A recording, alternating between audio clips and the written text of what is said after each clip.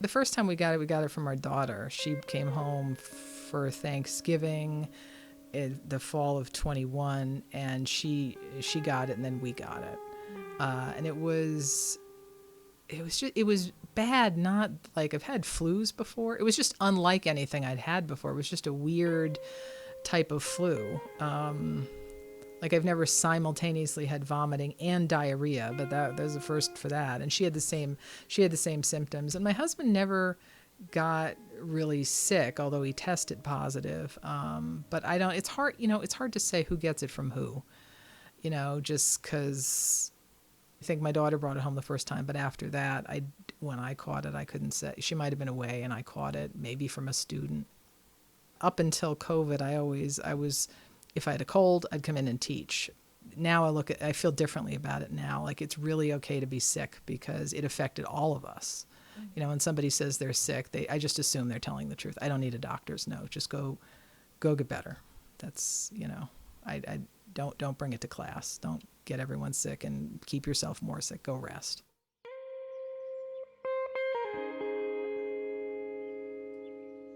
Welcome to Life Became Very Blurry, a podcast from the Vermont Historical Society, sharing the experiences of Vermonters during the COVID-19 pandemic. I'm Amanda Gustin, Director of Collections and Access at the Vermont Historical Society. Over the last 3 years, I've led a team to collect the history of COVID-19 through oral histories, archival material, objects, and more. We know that we're just getting started, but for the 5-year anniversary of the start of lockdowns, we've put together excerpts from oral histories that offer a look back.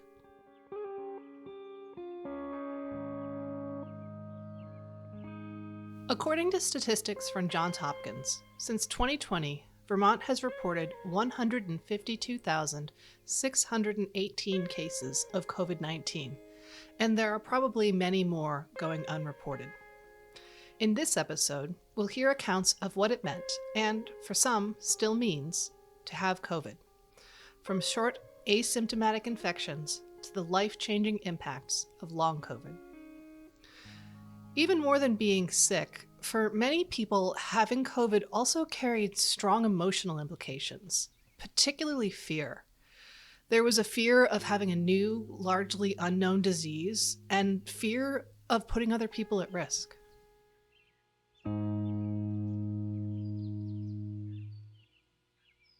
We did have a bit of sickness this last winter, remember?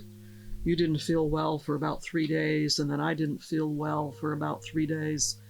But we couldn't determine whether that was just this year's flu, or what it was. Tested negative for COVID, right? No, we tested positive after about a week. Remember? Oh, yeah. Remember we went and that's bought right. at the store, then at the at the supermarket, we went and picked up one of those in-home tests.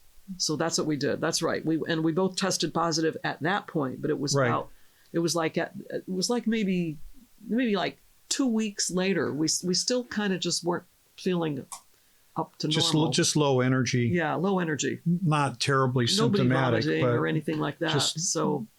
So we went and took the test, and they both came back positive. So we thought, all right, so I guess we are. Then we just waited it out. So again, yeah. So people had said to us, well, if you've already had it for quite a while, it doesn't do any good to go get the medicine. Just wait it out, So that's what we did. So we self-isolated. And maybe 2 weeks later, went and did the test, bought the test again and tested, and then it came back negative. I had COVID for the first time, I think, December 2023. One of my family members had caught it, and I had been home, I want to say or it might have been November, because I think it was Thanksgiving break, actually, of 2023. I was home for Thanksgiving break, and then I tested positive. I didn't have symptoms, but because someone else in the house had COVID, I had to test before going back to school, and the test came back positive. So I felt okay, thankfully, but it took some time for me to catch it. I was terrified because I wanted to come back to school. I was scared to miss my classes because I was scared to fall behind in classwork because it would be really hard to catch up. And I'm always nervous about my grades now, especially since I've had to work so hard to bring my GPA up.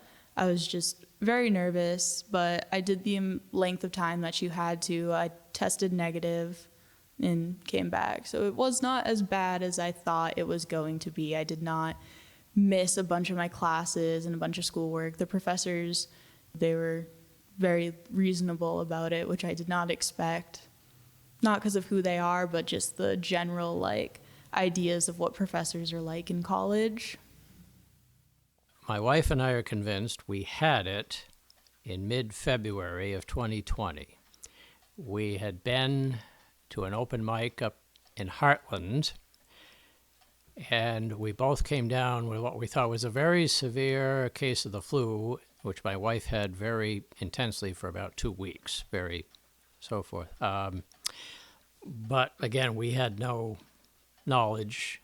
It's possible we had it and we didn't realize it.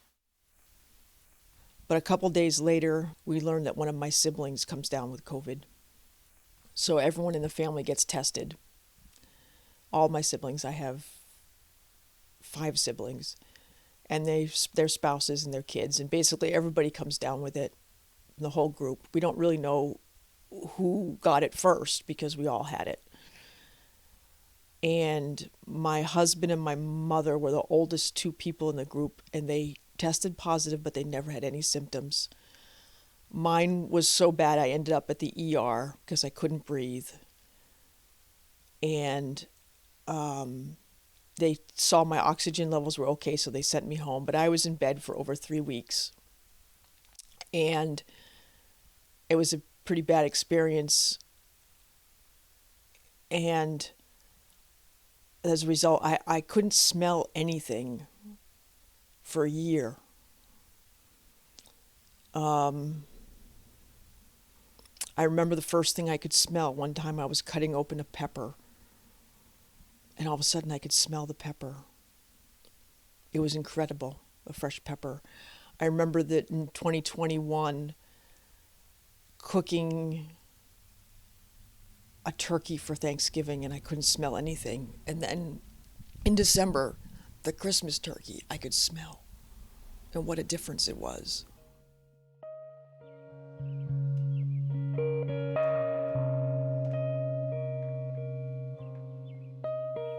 I didn't get it until August of 2021. And it was 3 days. No, that was the last time I got it. I got it, that's right. I got it 2021 around Easter time. And it was 3 days of sneezing. I did not lose my taste. I was just sneezing, sneezing, sneezing. I didn't feel bad. And by that, I had not had that vaccine yet because I wasn't eligible. Or did I have one vaccine? No, the first time you had no vaccine. No vaccine. Second And it was time you had. I had a vaccine, and I had COVID. The second time I got it was August of 2023. And that was a different experience because I had a metallic taste, and then I lost my taste for a day. And I felt more crummy than I had before. But mine only lasted 2 days. I got my taste back within 24 hours. The metallic taste gone. Nothing, no lingering. I wasn't tired. And I never passed it all along to John at all. And so I was lucky because I don't have any side effects now. And I was really lucky. Actually, that's the first time I got COVID at the pet store. It was actually my boss that gave it to me, but yeah, it was funny. I would say it was at the time where the first 2 or 3 waves kind of passed through and people were prepared for it. And it's when I finally started getting comfortable being like, I'll take my mask down and talk to someone behind the counter, take a drink, blah, blah, blah. And I probably shouldn't have done that because that's when I ended up getting COVID. So I quarantined for 2 weeks or however, I think it was like 10 days. I was petrified because again, the world was talking about how this this horrible, not wonderful, pandemic was going on and that people are dying left and right from it, and now you have it. Also, my girlfriend is immunocompromised, so I thought I was going to kill her. My mom's boyfriend, immunocompromised. People I worked with saw on a daily basis, and the family members that I wanted to see were immunocompromised. I was afraid. I was afraid I was going to hurt someone I cared about. And I remember when I got the call or the message on my phone saying, hey, that's a positive COVID test. I was in bed and I started hyperventilating. I had a panic attack because I was really hoping it wasn't that. Because again, my girlfriend's sitting next to me and I'm like, it's positive. Yeah, and I didn't sleep well that night. A little scared from that. But she didn't die. I appreciate that. I didn't kill my girlfriend in this process. It took me a while to get over it. Hers was actually quicker than mine somehow. I don't know what magic was going on right there, but we made it out, and I was glad that I was able to survive something so scary, but I'm more aware of what a lot of people have gone through in that scenario as well.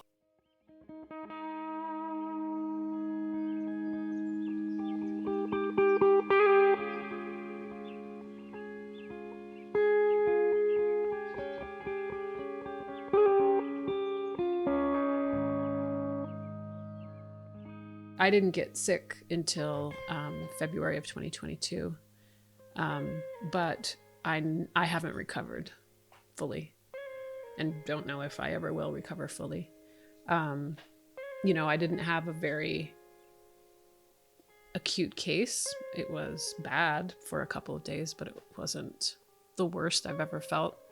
And it just wouldn't go away and wouldn't go away. And then 3 weeks in, I sort of thought I was better, went back to my life. And then it's just crashed and started a cycle of crashes, basically, like trying to live a normal life and my body just not being able to do it.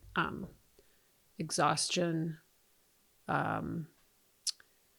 nerve pain, stomach problems, sensitivity to sound and light, brain fog, all sorts of things. And also what is now called post-exertional malaise, or PEM, PEM.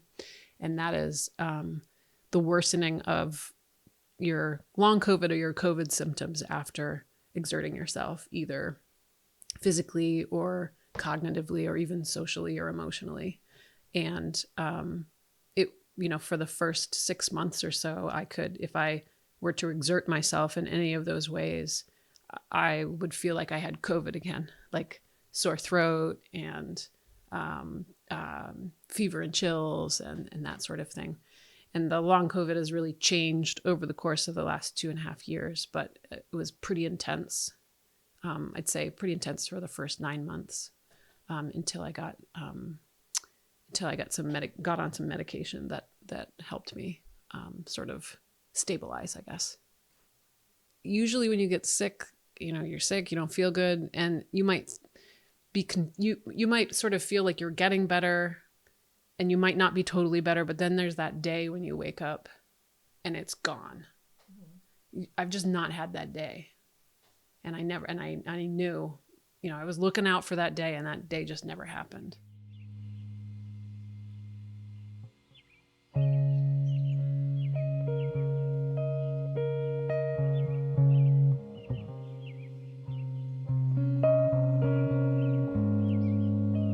And for me, it was all, people have different phenotypes, I guess you would say, or different like presentations of their long COVID. Mine has been neurological, pretty exclusively fatigue, anxiety. In the beginning, I always tell people about the craziest symptom I had, because I had so much inflammation in my brain that reality shifted a bit. And so I had tremendous anxiety, panic attacks. My husband had to take me to urgent care because, I thought that I was going to have a brain bleed or something, I was like, but I can feel the inflammation in my head. What's going to happen? And, so they sent me home with a prescription or something. Nobody really knew what to do with people, at that point. And, but the crazy symptoms, it was hard to focus on trees. It was people's voices were loud. If anyone put one plate down on top of another plate, it was just too much. No one could play music in the house. I had to be the stimulation of anything had to be dialed way down in order for my nervous system to be able to deal with it. But the craziest symptom that I had ever, the most bizarre symptom that I had, I looked it up after because I had never heard of it and I had never had anyone say that they'd had this experience. But one day I came out of where I had been resting and I walked into the kitchen and suddenly, and I'm 5'3", so I'm not a tall person. And I walked into the kitchen and I felt very tall and everything in the kitchen felt very low. And I laughed because it was such a cool feeling. I was like, well, this must be what it's like to feel tall. And I looked down at the countertop and I just wondered how I would ever chop something down there if I needed to, and I told my husband and the kids and we, I knew I at that point I had an understanding of what was going on in my system. So I didn't freak out.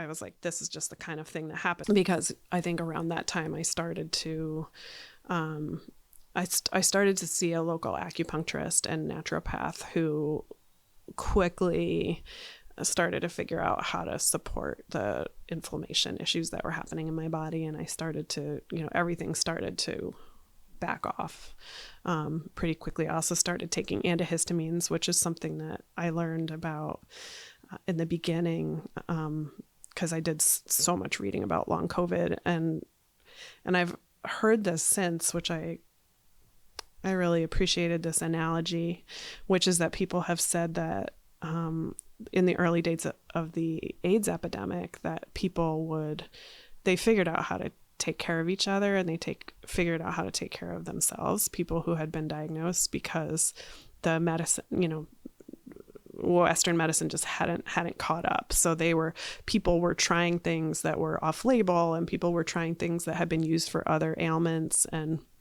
finding success and telling each other about it. And that's what I ended up doing with my long COVID in the very beginning, before I got capable, skilled care that was doing stuff for myself. And the thing that made the biggest difference was when I started taking antihistamines. It was like this magical, the anxiety just melted away within a day.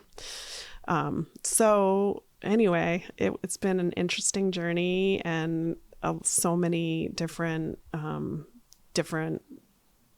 ways of addressing the symptoms and the fallout. And I've learned a lot, and I think it's like simultaneously the hardest thing that's ever happened to me and the most transformative, because even though I have many greater physical limitations now than I had 2 years ago. I'm just about to have my COVID-versary on August 1st. But part of what I did to save myself and to heal myself was to dig deep into some spiritual work, which I really hadn't done before. I started reading a lot of work by spiritual writers and meditating and doing whatever I could to figure out how to regulate my nervous system. And I think part of what was going on for me with long COVID was just having had this, I think they call it like a dark night of the soul, where you're just like, you know what? My entire being, my system is at odds with the way that humans are living right now. People talk about, I've heard this before, people talk about chronic illness as being like one of the best teachers, or tragedy or great loss of some other kind. And that certainly has been true for me. I think my kids were joking just this morning, like, Mom, you're in a midlife crisis. I was like, I had my midlife crisis. Now I'm coming out of it. And so what I've learned through all of this, that's a whole separate story. But I think that the pandemic, I think getting COVID and then getting long COVID and living through all that just was the greatest teacher that I've ever had. I'm excited about the next chapter of my life professionally. There's a lot of things that are interesting, and I have ideas about what I want to do with what I've been learning and how I can share it with other people. But it remains really, really hard. I mean, I still have to nap every single day, and I still have multiple medical appointments each week, and I still have like a giant pill divider organizer thing. I've had to get several times, I've had to like increase to the next bigger size. So we can address my mitochondrial dysfunction and, all the other things that are awry in my body. But I've gotten to try all kinds of really neat alternative treatments and meet some really amazing caregivers in our state and outside of our state. And, I feel hopeful that, despite the limitations, that I'm going to be able to thrive. And I hope, part of the reason that I wanted to say yes to this interview is to just share hope, put a little bit more hope out into the world. And I try as much as I can to make myself available to people that I know and that I don't know who are struggling with long COVID, because I swear I've tried so many different treatments and modalities and supplements and mind-body programs and, different forms of energy medicine and movement and healing, internal self-help practices, and just the whole gamut. And I've learned so much through that. And I just feel like I have a little bit of an encyclopedia at this point of ideas of things that people could try. So that's part of when there's a chance to talk about COVID and long COVID. I like to say yes to that.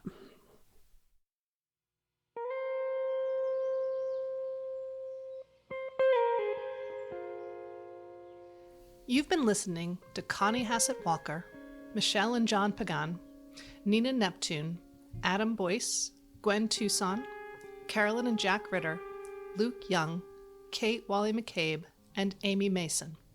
We thank them all for being part of this program. You've also heard archival recordings of Governor Phil Scott and Dr. Mark Levine at press briefings. The Life Became Very Blurry podcast is produced by me, Amanda Gustin, of the Vermont Historical Society, and Mary Wesley, Andy Kolovos, and Will Hamilton of Vermont Folklife. Oliver Purdue mixed this episode. Our theme music is the track Never Mind the Forecast from Jericho-based artist Expected Guest. Find more from Expected Guest on bandcamp.com. The interviews we heard in this program were created as part of the Vermont Historical Society's Collecting COVID-19, a Vermont Story oral history project, and were collected by me, Marcia Bosek, Mark Johnson, and Amber Wingerson. We had additional project support by Teresa Green and Tessa Brimblecombe. Funding for this work was provided by a grant from IMLS, the Institute of Museum and Library Services. To access the full text and audio of these oral history recordings, and to learn more about how the Vermont Historical Society has collected the history of COVID-19, please visit www.vermonthistory.org.